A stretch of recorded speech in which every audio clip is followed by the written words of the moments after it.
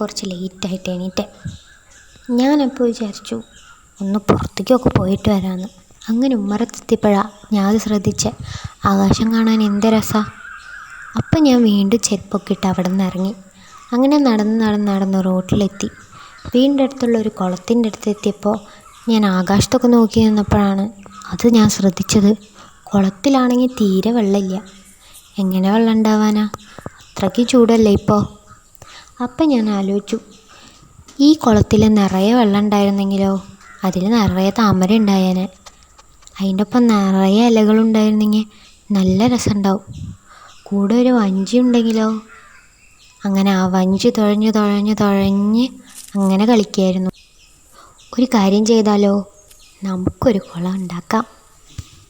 അങ്ങനെ ഇപ്പോൾ വെള്ളമായി, നിറയെ ഇലകളുമായി, താമരകളുമായി, ഒരു വഞ്ചിയുമുണ്ട്, വഞ്ചി തുഴയാൻ ഒരാളുമുണ്ട്.